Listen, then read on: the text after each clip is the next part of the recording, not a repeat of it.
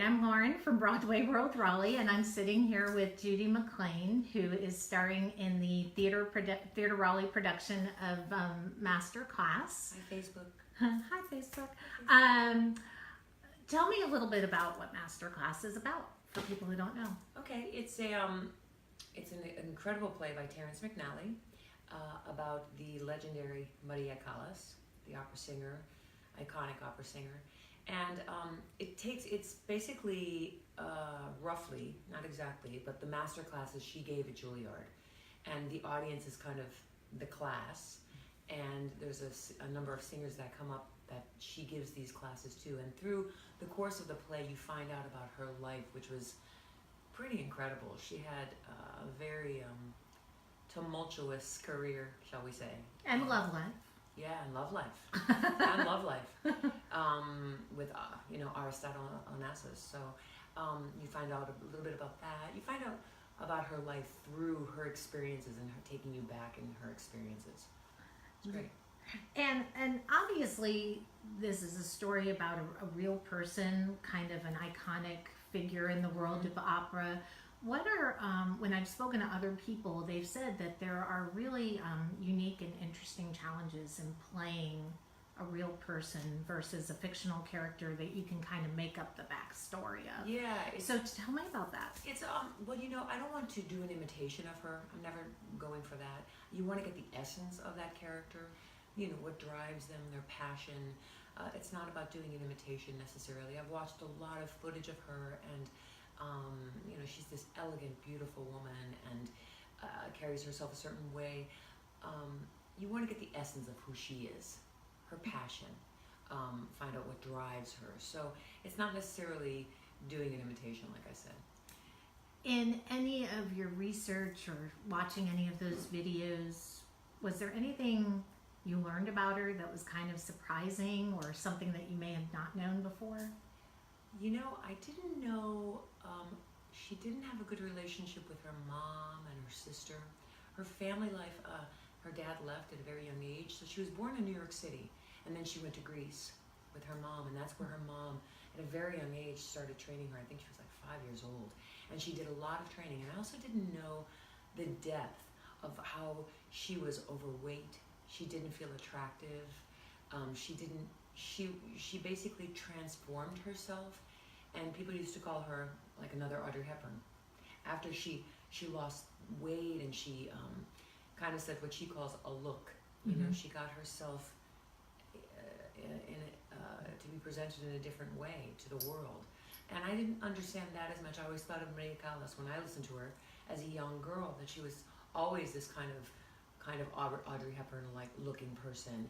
But she had a rough upbringing, which I didn't know a lot of. Well, and so much of your career is about the music. So Yeah. were you familiar with Maria Callas? Did you listen to Maria Callas before this role came about? It's funny. As a young singer, I started off classically, learning a lot of classical music, and I remember having an album of Maria Callas and Joan Sutherland. And of course I didn't know anything about their rivals back then, but I had this album that I listened to all the time. So I would listen to Karen Carpenter, I'd listen to Maria Callas.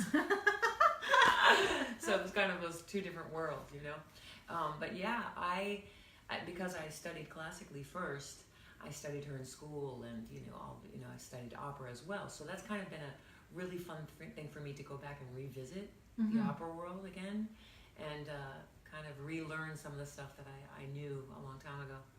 And is there singing? This is a play, but is there singing in this play? Are we going to get to hear you sing? You will not hear me sing, even though I'm a singer. It does help. Being a singer does help with, she coaches these singers through different things, and so it does help with that. It helps me knowing the music so well and knowing what a singer feels and what a singer goes through. It does help in playing this role. But I don't sing at all, but there are some incredible singers. We have 3 different opera singers that are in the show, and boy, they're just dynamite. So it goes through certain. You do hear recordings of Callas, but I don't sing. I sing a couple notes, but not very well. So I've had to practice how to not sing well. How to not sing, which is harder than I think, when is. you are a singer, it's really hard to not sing well. But you have to sound badly. Yeah. And how is that for you, being so musical, loving music as much as you do, being in so many musicals? How is it now being in a play and being the person who's not singing? It's strange. The thing is, because it is so much speaking, I mean, I talk nonstop for 2.5 hours, basically. So it's the same thing. The thing I love and that I relate to so much with Callis is that her discipline, her technique, she had such a passion for what she did, for the art of what she did. And, I'm a teacher as well. I teach voice. So it's been an interesting thing not to express myself that way, but to express myself in the words, which is a whole nother way of, expressing. So it's been really fun. It's been interesting. I still warm up as though I'm going to sing. I warm up my voice as though I'm going to sing. I still do the same things you do: eat well, drink, sleep. Not drink alcohol, but no alcohol. Water. A lot of hydrating. So you do the same things you do as a singer as well.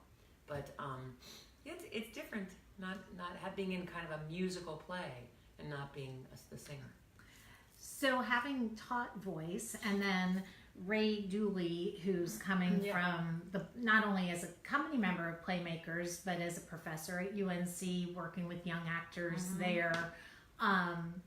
Is that kind of a unique perspective that you're both bringing to the piece, having kind of taught young aspiring performers? Absolutely.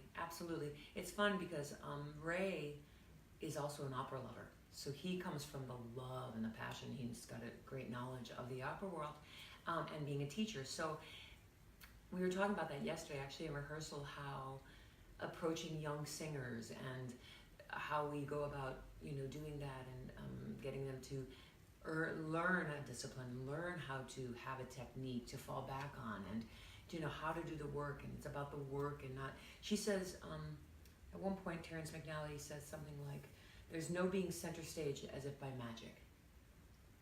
It's discipline and it's work. I think in the world we live in now, everything is, Facebook and social media, and it looks like it's all easy.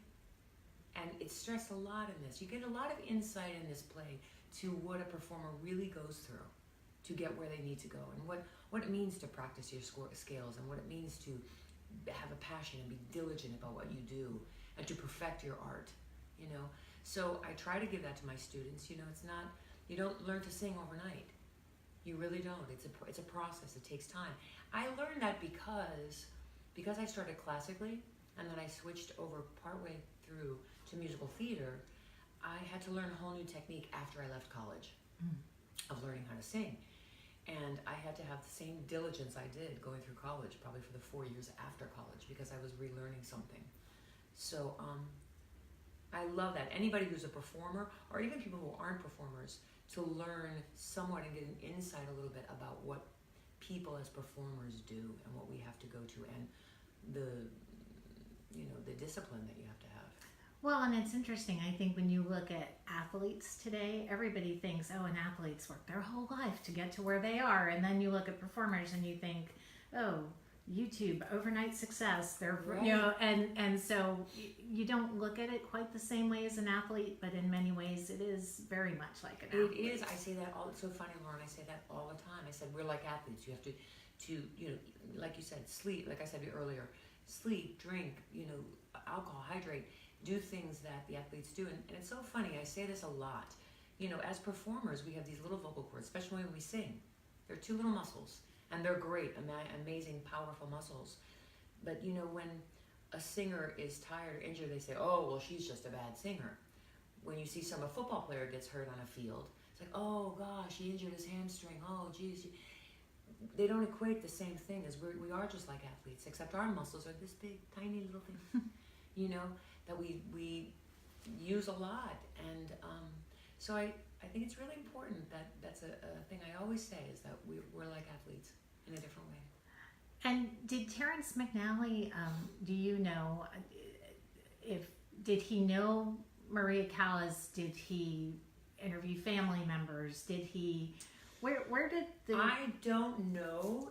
That I can't answer, but I can say that I don't think he was originally writing this play about Maria Callas. I think it was originally written for another opera singer, and I'm going to be incorrect if I say who, but that's what I had heard at one point, that it wasn't necessarily about her, and then he actually went the route of Maria Callas. But he did his homework, about her history and all of that, and a lot of that comes up in the play about her marriage, what that was like being married to Aristotle Onassis and being left to go to Jackie Kennedy. He left her to go to be with Jackie Kennedy, and she died very young. She died in her early 50s. In Paris. They found her. I think they said it was a heart attack, but I don't know if anybody ever really knew what it was. Right. Well, and we can't not talk about Mamma Mia. Yeah. You were in the production. I was in that play 11 years. 11 years. You played Tanya, and then you stepped into the role of Donna Sheridan, the mom. Yep. I guess looking at the obviously the movie just came out a couple weeks ago. I saw it. I loved it. So I loved it too. Did it give you kind of this unique perspective on your character that you didn't know? Such a great question. You know what? It's so funny because I sat there and I had so many different feelings going in and out of that movie. It was a wash because of Mamma Mia was such an important part of my life, the family that I've met through the Mamma Mia. But it was amazing watching the role of Donna and of Tanya, but more so Donna, the history that I had to make up in my head. And now I was seeing it on screen. I was really emotional. I was emotional through most of the movie. So the history that you made up in your head is the backstory. Was it at all close to what they depicted on screen? A lot of it was. Yeah, it was. A lot of it was, And it was interesting because we would make up different things sometimes when different people would come into the cast. Those kind of histories would change and morph as we rehearsed. So I remember a lot of it. So a lot of it really did come to fruition. Most of the things that we kind of created. It was really fun to watch it. It was really an emotional roller coaster for me. And maybe this is kind of a strange question, but is there any similarities that you see between kind of disco dancing queen Donna and opera diva Maria Callas? Well, even though people say Mamma Mia, it's light and fluffy, doing the role of Donna is no joke. 8 shows a week, with probably 2 weeks off a year, maybe a day off here and there. But when Maria Callas says discipline, courage, those are her things that she talks about a lot. As a performer at 8 shows a week on Broadway, it's a lot. It takes a lot, so you have to have a lot of discipline to go with the fun, So that's, it was a balancing both things. So yeah, they're very similar in the sense of how they, what's the word I wanted to say? How they approach their work. Very different fields, very different music, but you can't come to anything and do it well without bringing your passion and your discipline to it. Well, let's get the Facebook viewers to the show.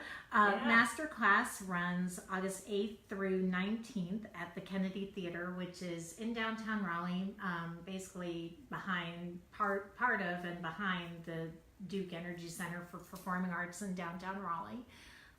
Hopefully people will come. They can go on the Theater Raleigh website to get tickets. It's a fantastic theater for this because the play is so intimate and it's a masterclass.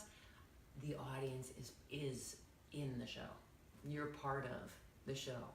I'm using the audience as another character nonstop. They're the students. So it's so interactive, and in this nice, very, very cozy and intimate space, it really works well.